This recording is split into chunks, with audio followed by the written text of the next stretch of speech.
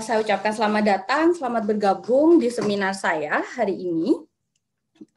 Topiknya yaitu tentang transportasi ramah lingkungan berbasis fuel cell, di mana di sini nanti saya akan fokus di state of the art atau progres serta perkembangan terbaru nih, kondisi terbaru dari teknologi fuel cell ini sampai hari ini tuh kayak gimana sih, dan hubungannya dengan nanokatalis. Nah, baiklah langsung saja kita mulai. Gini dulu, urgensinya ya. Kenapa sih kita butuh yang namanya sesuatu yang ramah lingkungan, sumber energi ramah lingkungan. Bahkan untuk kalangan transportasi pun kita harus sesuatu yang ramah lingkungan, kayak gitu.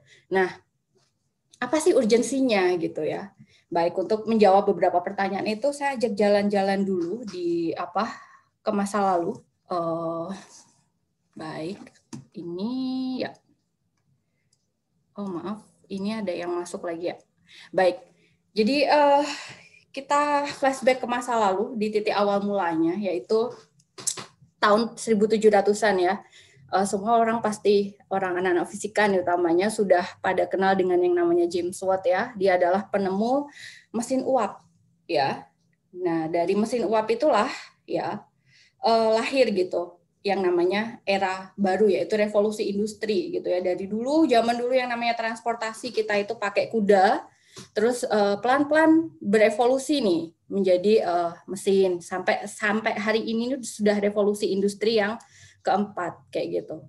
Kita merasakan keuntungan dari perkembangan teknologi dan industri ini ya. Kita merasa dimudahkan khususnya dalam transportasi nih, mau kemanapun lebih gampang, mau ke negara lain pun tinggal naik pesawat, lebih mudah gitu. Tapi ada something juga yang kita bukan korbankan sih, seperti kayak sesuatu yang nggak terasa itu terjadi, it's happening gitu di sekitar kita, yaitu pasti dalam 2 dekade terakhir itu in banget dengan yang namanya isu-isu global warming, kemudian climate change, kemudian air laut itu meninggi ya, dan efek rumah kaca dan sebagainya kayak gitu. Itu sesuatu yang bukan hanya isu tapi it's real happening ya. Ini terjadi di sekitar kita gitu ya. Jadi kalau ini saya ambil data dari Climate Central, itu tuh perubahan temperatur dari tahun 1800-an sampai 2015 lalu itu sudah mencapai di 1 derajat Celcius, itu udah naik. Kelihatannya kalau kita ngukur suhu tubuh kita naik 1 derajat Celcius is okay, no, nggak ada masalah gitu. Cuman kalau bayangin the whole earth, seluruh bumi ini naik 1 derajat Celcius saja. Nah, dan kenaikannya ini eksponensial loh, dari tahun 1900-an loh, sampai tahun 2015 itu eksponensial. Jadi diprediksikan itu bakalan terus naik. Nah, dari situlah concern-nya itu muncul ya, sehingga ada decision gitu. Semua pemimpin dunia ini berkumpul gitu tahun 2015 itu yang di Paris atau yang disebut dengan Paris Conference gitu. Mereka nih mendiskusikan we have to do something. Kita harus melakukan sesuatu ini untuk istilahnya kayak selamatkan bumi gitu. Paling enggak janganlah global warming itu dibiarkan terus-menerus. Jangan sampai kayak gitu. Nah, akhirnya para pemimpin-pemimpin dunia itu di conference Paris itu ya tahun 2015 itu membuat suatu agreement yang ditandatangani setahun berikutnya tahun 2016 atau yang kita kenal dengan yang namanya Paris Agreement. Nah, itu suatu titik tolak nih, gimana kita pengen menyelamatkan bumi, gimana kita beralih nih dari yang selama ini kita ya udahlah pakai fossil fuel itu suka-suka kita, ini kita pelan-pelan mulai beralih gitu ya dari tahun 2016 lalu. Nah, isi Paris Agreement sendiri itu apa sih sebenarnya? Kalau dilihat dari poin-poin di Paris Agreement sendiri itu tuh ada banyak ya, cukup banyak sekali. Cuman poin-poin utamanya tuh ini, yaitu yang pertama ini, yaitu ingin membatasi ya, kita itu dunia ini pengen membatasi kenaikan temperatur tuh jangan nyampe 2, sekarang sudah 1 nih, sudah 1 derajat. Kalau bisa kita pertahankan di situ atau syukur kalau bisa turun gitu, jangan sampai menyentuh angka 2. Kalau itu terjadi ya udahlah, itu udah chaos gitu ya istilahnya. Nah, itu poin-poinnya tuh ini ada roadmap-nya nih. Nah, ini kalau benar-benar dilaksanakan sesuai ini ya, targetnya cukup ambisius. Jadi tahun 2050 ini pengen meraih target gimana caranya bumi ini itu bebas polusi atau zero emission gitu. Nah, makanya salah satu bentuk supportnya dari semua negara-negara itu riset dana penelitian apapun itu yang berhubungan dengan renewable energy atau energi terbarukan yang non fossil fuel itu tuh besar-besaran gitu ya. Makanya pelan-pelan ya energi terbarukan itu beralih gitu kan. Energi maksudnya energi yang kita pakai saat ini tuh beralih bukan dari batu bara lagi, tapi dari angin, kemudian solar cell, bioenergi, baterai, kemudian hidrogen. Nah, di Inggris sendiri ya, di Inggris sendiri itu sudah cukup apa namanya, sudah cukup nyata gitu ya. Jadi pemerintah itu benar-benar membatasi, nggak boleh nih pakai batu bara tuh dibatasin setahun tuh sekian. Jadi untuk menekan produksi karbon monoksida, karbon dioksida itu nggak boleh lagi pakai batu bara. Ya, jadi benar-benar pelan-pelan mereka beralih ke sumber energi yang lebih ramah lingkungan. Nah, bagaimana nih dengan di Indonesia gitu kan? Nah, Indonesia sebagai salah satu negara yang menandatangani Paris Agreement ini saya sempat search beberapa waktu lalu, ternyata sudah di websitenya Kementerian ESDM ini sudah ada ya beberapa komitmen pemerintah itu dituangkan dalam undang-undang, kemudian peraturan pemerintah, kemudian Perpres itu sudah dituangkan di situ kalau kita tuh Indonesia sudah ada komitmen nih menuju ke sana. Nah, sudah ada butir-butirnya dalam undang-undang itu. Nah, pelaksanaannya kayak gimana gitu kan, ini tahun dari 2014 pelan-pelan ya, tahun 2017 juga ada lagi diperbarui lagi dan seterusnya. Nah, praktek di lapangannya kayak gimana? Nah, ini tahun 2017 lalu, ini foto yang saya ambil pada saat saya mengikuti seminar hidrogen ya. Pada saat saya mengikuti seminar hidrogen di Birmingham tahun 2017, saya masih ingat itu saya salah satu orang Indonesia yang duduk di situ gitu. Wow, ada slide kok ini menyinggung nama presiden saya nih. Itu cukup ada apa nih di slide ini gitu kan. Terus saya dengarkan ininya apa namanya. Jadi ini salah satu presentasi dari Arcola Energy. Itu salah satu supplier energi di Inggris ya. Jadi kalau di kita kan energi itu PLN yang apa namanya menguasai semuanya, yang memegang kontrol. Kalau di sana itu ada banyak gitu. Salah satunya ini Arcola Energy. Dia tuh mention dalam slide PPT-nya itu tuh kalau dia tuh intinya ikut tender ya, kalau sepenangkapan saya itu ikut tender bahwa Indonesia ini lagi butuh nih 35.000 megawatt energi untuk mensuplai PLN, kebutuhan PLN untuk seluruh Indonesia, dan kalau bisa itu renewable gitu kan. Pada saat itu saya duduk di situ gitu, wow, ini ya bangga gitu sebagai seorang Indonesia, berarti ini ada gaungnya gitu, gaungnya tuh kedengar sampai di Inggris sendiri gitu loh. Bahkan kayak perusahaan seperti Arcola itu pengen oke, ikut tender nih kayak gitu ya. Jadi itu salah satu usaha pemerintah ya. Jadi memang nggak hanya hitam di atas putih dalam undang-undang, tapi praktisnya juga diwujudkan seperti ini. Nah, ini dalam sektor energi rumahan ya, kayak PLN seperti itu. Nah, sampai beberapa hari waktu lalu itu ini apalagi ya ini ya, gebrakan pemerintah nih. Saya menemukan ini di website ya. Si Erick Thohir ini meresmikan Indonesian Battery Corporation. Nah, ini targetnya adalah baterai kendaraan listrik Indonesia itu jadi nomor 1 dunia. Jadi cukup besar ambisinya di situ ya. Mengingat memang permasalahan polusi di Indonesia itu memang sebagian besar juga disebabkan oleh alat dari transportasi ya. Contohnya ambil sampelnya aja nih di Jakarta, di mana 70% polusi itu berasal dari kendaraan bermotor ya di Sumbang. Nah, ini cukup besar gitu. Nah, kalau di apa namanya kalau memang ini nggak segera di stop, diatasi gitu kan, gimana ya so far ini akan terus naik gitu loh polusi itu. Nah, sedangkan kalau saya beberapa baca website di China tuh di beberapa kota mulai beberapa tahun terakhir ini sudah diterapkan nih, kendaraan yang boleh masuk kota tertentu nih hanya kendaraan non transmission. Kemudian saya baca beberapa website juga di Jepang sendiri, tahun 2030 beberapa kota, salah satu Tokyo itu hanya memperbolehkan kendaraan apa namanya yang non emission, zero emission gitu. Maksudnya yang nggak kayak kendaraan berbahan bakar pertama premium seperti itu nggak boleh lagi gitu. Nah, ini kan berarti tinggal menunggu waktu aja. Indonesia ini sudah mengarah ke sana gitu loh. Indonesia ini sudah kayak arah ke sana gitu, kita tinggal menunggu ketok palunya. Nggak boleh lagi nih kita pakai apa namanya bahan bakar pertama premium, pertalite itu sudah tinggal menunggu waktu aja gitu. Nah, makanya apa namanya kalau itu sudah terjadi, udah kita harus goodbye dengan itu. Nah, masa depannya tuh di sini nih. Nah, ini ada yang namanya mobil baterai. Kalau nggak ada mobil yang berbahan bakar fosil, apa alternatifnya? Yang sudah saat ini sudah ready di pasaran itu yaitu ya mobil listrik yang yang menggunakan baterai sama fuel cell vehicle ini yang berbahan bakar hidrogen gitu. Nah, kalau sebenarnya Toyota ini juga punya produk baterainya ya, cuman kalau sekarang kita membicarakan mobil baterai itu ikoniknya dengan Tesla gitu ya. Jadi memang Tesla ini lagi besar gencar gitu kan, gimana produknya dia itu lebih laku lagi di pasaran gitu kan. Nah, sedangkan kalau Toyota ini Toyota Mirai ya, ini itu produk hidrogen fuel cell ini Toyota Mirai. Sebenarnya ada produk-produk lain seperti Honda itu Clarity. Honda Clarity itu juga fuel cell. Kemudian Hyundai Nexo itu juga fuel cell. Kemudian ada Mercedes, BMW itu semuanya mereka punya produk-produk fuel cell masing-masing. Cuman yang namanya Toyota Mirai ini pertama kali launching ya untuk mobil di kelasnya itu pada tahun 2014 dan dia ini jadi benchmark.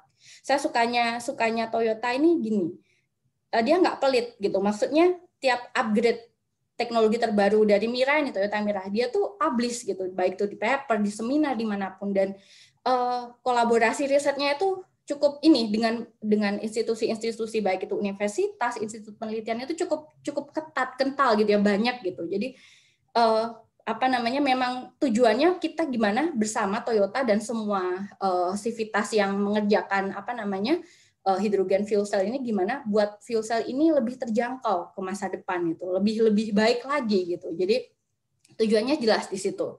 Nah, kalau Anda sering mungkin baca di website ada nih baterai versus fuel cell nih. Nah, itu mana yang lebih unggul kayak gitu. Kalau saya melihatnya bukan versus gitu ya, tapi masing-masing punya pasarnya masing-masing gitu. Jadi kalau baterai itu di sini, fuel cell itu di sini ya, di lebih ini lagi. Jadi mungkin kalau kita orang-orang yang punya daily rutin yang tetap yang nggak terlalu mobilitasnya nggak terlalu tinggi, mungkin pagi berangkat dari rumah ke kantor, malam di rumah, ya udah itu mungkin yang cocoknya adalah kendaraan baterai yang bisa ngecasnya itu ya paling nggak sejam 2 jam kayak gitu ya, di-charge, kemudian besok dipakai lagi kayak gitu. Tapi kalau orang yang mobilitasnya tinggi dan sudah terbiasa dengan mobil-mobil yang kita punya seperti ini ya, mungkin bakal lebih nyaman di fuel cell gitu. Karena sama prinsipnya. Kalau sekarang kita tinggal ke pom bensin ngisi Pertalite atau Pertamax udah kita tunggu 3-5 menit 3-5 menit sudah jalan. Nah, begitu juga fuel cell gitu. Kita nggak perlu nunggu lama untuk ngecharge ya. Jadi tinggal diisi hidrogen aja, kita nunggu beberapa menit, habis itu jalan gitu. Itu fuel cell gitu. Nah, dan efisiensinya itu jauh lebih besar untuk mobil-mobil yang besar ya, kendaraan-kendaraan besar untuk minibus, bus, truk dan sebagainya. Nah, perkembangan si fuel cell sendiri itu sudah cukup ini ya sampai hari ini itu. Nah, ini kalau di London ini sudah beberapa bus-busnya sudah pakai hidrogen fuel cell. Di Birmingham juga beberapa busnya yang warnanya kayak gini tuh udah bus angkutan umum ya, itu juga fuel cell. Nah, ini Toyota nih tahun 2019 tuh sempat ini menargetkan ya. Jadi nanti Olimpiade tahun 2020 di Tokyo nih semua yang berkaitan dengan Olimpiade alat transportasinya apapun pakai fuel cell sekalian promosi gitu. Cuman kebetulan karena COVID jadi sepertinya Olimpiade di Tokyo tahun lalu cancel ya. Nah, dari sekian banyaknya mobil atau kendaraan hidrogen di seluruh dunia itu baik di Eropa ataupun di Asia itu sendiri, ini yang benar-benar gede-gedean yang luar biasa nih China gitu ya. China ini kalau saya ngelihatnya itu benar-benar serius gitu ya. Jadi kalau ke depannya itu memang energi terbarukan tuh kayak China tuh paling investasinya besar-besaran baik itu fuel cell atau baterai. Nah, kurang lebih seperti itu. Nah, disitulah ya, karena memang saking niatnya mereka menjadi salah satu negara dengan polusi yang paling minim gitu di dunia. Nah, tapi juga ada ini ya, di balik keunggulan fuel cell itu juga ada tapinya. Nah, ini kalau dilihat ya, dibandingkan mobil konvensional yang kita punya sekarang nih ya, yang harganya sekitar 8.000 euro ya, 100 jutaan lah ya.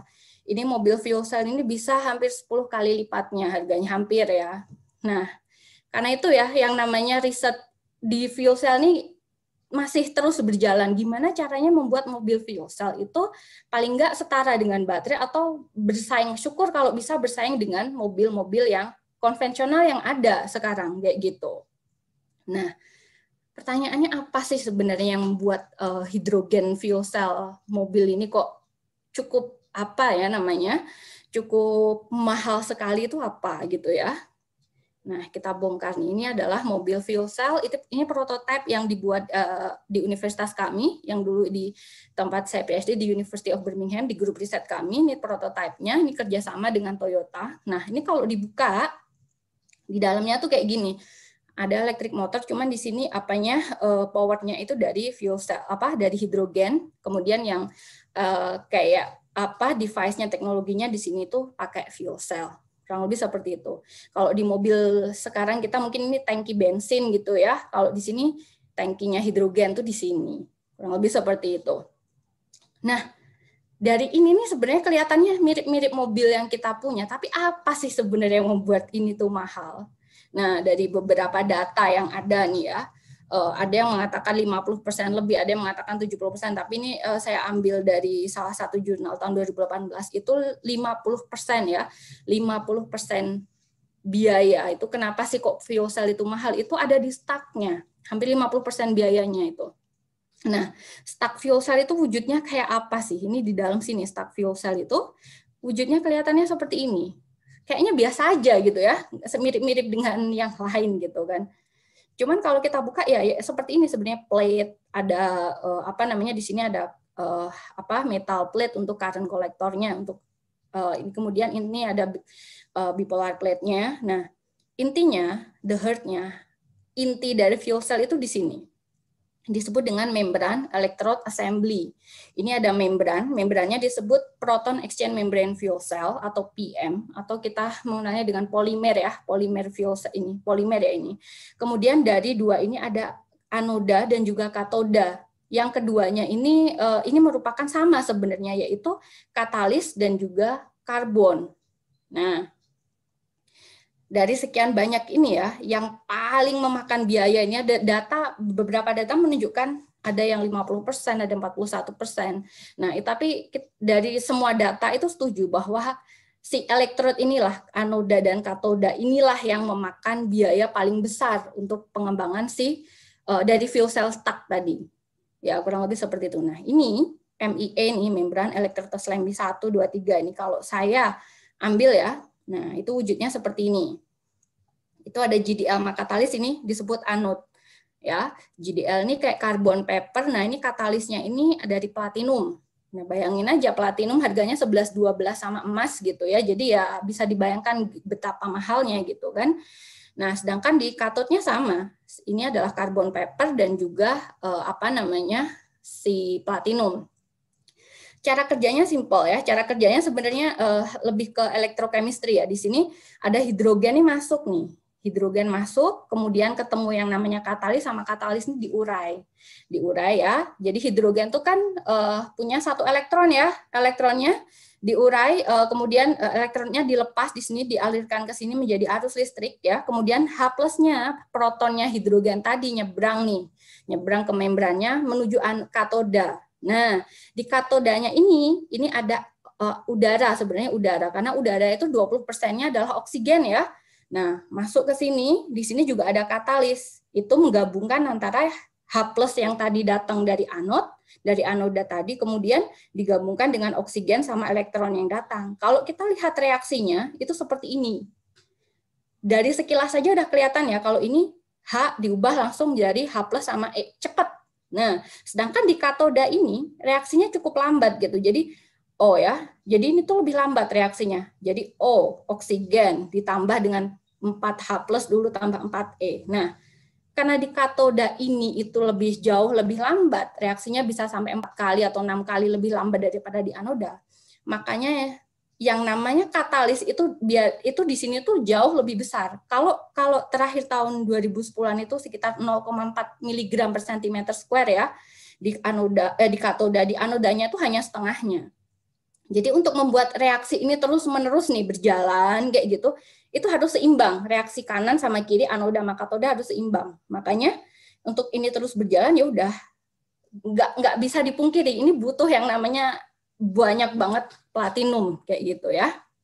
Baik, ini nah riset tentang fuel cell ini ya hampir di atas 70-80% itu mereka fokus mengerjakan nih katalis yang di katoda ini. Gimana caranya mengurangi katalis di katoda tapi juga tetap menghasilkan reaksi yang sama kayak gitu ya. Nah, kalau saya buka nih katoda itu dalamnya kayak gini, seret. Nah, ini ada dalam katalis layer itu ada platinum yang sama karbon di sini. Ini karbon nanopartikel. Kalau di TEM elektron mikroskop itu kelihatannya seperti ini. Platinum yang ditumbuhkan di karbon. Ada penyangga. Karbonnya disebut karbon support. Jadi platinum nggak bisa sendiri di sini. Ini harus pakai karbon gitu. Jadi biar dispersinya lebih bagus gitu ya. Nah, ini kurang lebih seperti itu kelihatannya. Ini yang kecil-kecil ini adalah platinum nanopartikel. Ukurannya kurang lebih 3-4 nanometer diameternya, sedangkan karbonnya nih sebagai karbon support ini lebih besar. Nah, bayangin aja dalam satu mobil yang 100 kW itu membutuhkan paling nggak 30-40 gram platinum. Itu paling tidak. Sedangkan harga platinum per hari ini tadi saya cek itu 38 US ya. Kalau satu mobil ya pasti butuh paling nggak, kalau ini dikurskan rupiah ya antara 20-30 juta rupiah hanya untuk platinumnya doang. Masih raw, ini masih mentah loh ya, platinum mentah belum diubah jadi yang namanya nanopartikel itu sendiri. Nah, makanya riset itu di sini fokusnya itu di sini. Gimana mengurangi ya kayak gini, mengurangi penggunaan platinum, meningkatkan aktivitasnya sama mengoptimalkan luas permukaannya. Kalau kita lihat lagi di sini kan katoda ini ada yang namanya karbon, platinum, sama ini adalah ionomer, itu semacam kayak elektrolit ya di sini. Dia itu untuk kayak menyatukan karbon-karbon yang lain tuh biar jadi satu. Jadi biar nggak ada gap gitu. Jadi biar H+ ini untuk apa namanya proton ini untuk berjalan-jalan ke mencangkup semua area ini kan butuh ini ya, butuh kayak jalur. Nah, si ionomer tuh seperti itu fungsinya. Nah, di sini kalau kita lihat katoda ini seperti ini, tapi risetnya mostly fokus di sini nih antara elektrokatalis sama yang namanya karbon support. Nah, yang pertama gimana caranya mengurangi penggunaan platinum? Yang pertama dengan alloy. Tahu ya alloy itu? Alloy itu menggabungkan antara platinum dan metal lain. Kemudian dengan korsel nih, atau korsel. Nah, ini korsel ini intinya doang yang metal lain tapi luarannya adalah platinum. Nah, target ke depannya ini gimana membuat katalis dengan platinum free. Kalau saya bayanginnya waduh kok susah gitu. Cuman mungkin saja suatu saat Anda fokus di sini risetnya dan suatu saat bakal menemukan ya. Untuk saat ini yang dipakai adalah Fe. Tapi perlu diketahui sendiri bahwa dalam fuel cell itu kondisinya cukup asid ya, atau asam sekali. Bisa dibayangkan kalau Anda punya besi, kemudian Anda kasih perasan daun jeruk yang asam, jeruk itu air jeruk yang asam. Anda biarkan lama-lama pasti berkarat ya. Nah, begitu juga di dalam fuel cell. Makanya salah satu kenapa dipakai yang namanya platinum, dia cukup stabil ya. Platinum, emas itu cukup stabil, tapi ya harganya luar biasa kayak gitu ya. Nah, cara yang lain meningkatkan si aktivitas intrinsiknya ini, platinum ini, yaitu dengan cara mengontrol ukuran dan bentuk ya. Jadi kalau aktivitasnya udah bagus, ini katalisnya udah bagus, kita butuhnya cuma sedikit aja, nggak perlu banyak-banyak. Nah, ini juga salah satu riset yang cukup ini ya, cukup trending gitu di sini. Nah, yang terakhir itu mengoptimalkan luas permukaan itu lebih ke apa namanya modifikasi si support material si karbon tadi, di mana ada yang berusaha ngubah dijadikan karbon nanotube. Kalau selama ini yang dipakai adalah karbon nanopartikel biasa ya, tapi ada wacana rekayasa si karbon support itu jadi karbon nanotube, grafin, atau bahkan multi-layer karbon seperti itu ya, atau support yang lain. Nah, itu kurang lebih seperti itu. Nah, sampai saat ini nih ya, yang namanya state of the art-nya, perkembangannya itu ya, kalau ini tuh kayak gini nih. Jadi sekarang ini masih kalau untuk sampai di produksi industri yang dipakai sekarang itu tuh masih di alloy. Jadi kalau awalnya dari platinum sejak fuel cell sejak pertama ditemukan memang sudah pakai yang namanya platinum gitu. Tapi pelan-pelan sekarang sudah beralih ke alloy. Nah, core cell ini sedang dikembangkan, tapi masih dalam proses tahapnya di sini nih. Masih masih susah gitu untuk high scale production gitu. Nah, ini kurang lebih karena statusnya tuh di sini. Nah, kalau gitu kenapa sih kita fokusnya di platinum? Kenapa kita nggak coba cari metal yang lain gitu ya? Nah, jadi kalau kita membicarakan reaksi oksigen tadi saat bereaksi sama platinum, itu reaksinya panjang, yaitu O dipecah dulu, digabungkan dengan H plus elektronnya terus sampai jadi air. Ini tuh prosesnya panjang gitu, dan ini sejak tahun 2004 ini sudah banyak penelitian yang ini theoretical study di mana semua metal itu udah dihitung. Jadi memang yang paling efisien untuk memfasilitasi terjadinya ORR atau oxygen reduction reaction di atas platinum, reaksi ini itu bisa terjadi secara efisien dan cepat, itu ya platinum ini. Jadi kurang lebih seperti itu. Nah, metal lain gimana? Bisa, cuman ya nggak seefektif yang namanya platinum ini. Nah, kemudian kalau gitu kenapa nggak dikurangin aja ukurannya gitu kan? Nah ukurannya juga sudah kenapa sekarang itu yang dipakai ukurannya 3 sampai 4 ini ya, sekitar 3 nanometer ukuran diameter platinum ini ya. Ini karena memang optimumnya itu di situ gitu loh, optimumnya di situ. Nah, ada juga yang berpendapat bahwa kenapa kok di optimum di 3 nanometer ini, ukuran 3 nanometer itu udah optimum, kita nggak bisa buat lebih kecil lagi. Itu karena kayak nature-nya si platinum itu kalau di di ukuran segini tuh dia shape-nya bakalan kayak gini nih. Kayak gitu. Nah, masih banyak perdebatan sampai sekarang ya, tapi semuanya setuju ya bahwa kalau kita lihat si platinum, katalis platinum itu kelihatannya kecil ya. Ini pakai TEM biasa. Nah, ini kalau pakai high resolution TEM itu kelihatan shape-nya itu seperti ini. Ya, shape-nya itu seperti ini. Jadi ada bagian kalau ini adalah H index 100, ini 111. Mungkin yang sudah mengambil fisika material atau yang sedang mengambil sudah familiar ya dengan dengan 100, 111 indeks fasetnya itu ya, kurang lebih seperti itu. Nah, mungkin kelihatannya itu biasa, tapi kalau kita bekerja di dunia katalis dan sensor, ini tuh benar-benar is matter gitu. Ini penting. Nah, kalau kelihatannya di TEM itu mukanya seperti ini, kelihatannya ya, struktur permukaannya itu seperti itu. Nah, kenapa sih ini tuh penting? Ya, jadi setelah beberapa kali diteliti, dihitung, itu permukaan platinum yang 111 dia itu lebih efisien memfasilitasi OAR tadi untuk memecah oksigen, kemudian menggabungkan dia dengan H jadi air, itu lebih efisien di platinum 111 daripada platinum 100. Nah, begitu pula saat platinum itu dibentuk alloy dengan nikel nih. Ini kelihatan lebih ini lagi. Nah, kalau satu-satunya di sini. Tapi nggak semuanya sama ya. Nah, ini contohnya AU nih, gold. Kalau gold ternyata lebih aktif yang 100 permukaannya, sedangkan kalau 11 itu lebih nggak gitu aktif. Nah, itu jadi studinya sudah di situ ya semuanya. Nah, dalam rangka membuat yang platinum nanoparticle alloy tadi, ini theoretical study sama eksperimen study udah diuji berbarengan ya. Jadi kalau berdasarkan theoretical study itu platinum digabungkan dengan nikel itu harusnya dia bisa di sini nih, optimum banget nih untuk memfasilitasi proses ORR tadi. Tapi hasil eksperimen, beberapa kali eksperimen itu menunjukkan bahwa platinum kobalt nih yang nilainya dekat di sini dengan theoretical, tapi di sini memang platinum kobalt itu yang paling efektif untuk memfasilitasi yang namanya ORR tadi atau oxygen reduction reaction tadi. Nah, karena itulah ya Mirai, Toyota Mirai yang baru sekarang sudah nggak pakai murni platinum lagi. Ini tahun 2008 masih pakai platinum karbon. Nah, sekarang ini dilaporkan terakhir tahun 2017 itu Toyota Mirai itu udah pakai platinum kobalt. Ya, dengan pengoptimuman ini udah naik cukup ya ini adalah kalau kita lihat ini lebih tinggi ya powernya, energinya, powernya itu lebih tinggi gitu. Nah, makanya dengan platinum kobalt ini kebutuhan dari platinum bisa ditekan. Yang tadinya di atas 30 nih ya. Nah, ini nih sudah sekitar ya 25 26 mg untuk kebutuhan kendaraan ini. Nah, targetnya nih ya, kalau bisa dilihat di tahun 2020 targetnya ini ya di bawah 15 gram kebutuhannya platinum kayak gitu kan. Cuman sepertinya masih sulit untuk ke sini. Nah, makanya riset itu benar-benar ayo kita buat gimana lagi nih platinum nih biar bisa lebih efektif lagi.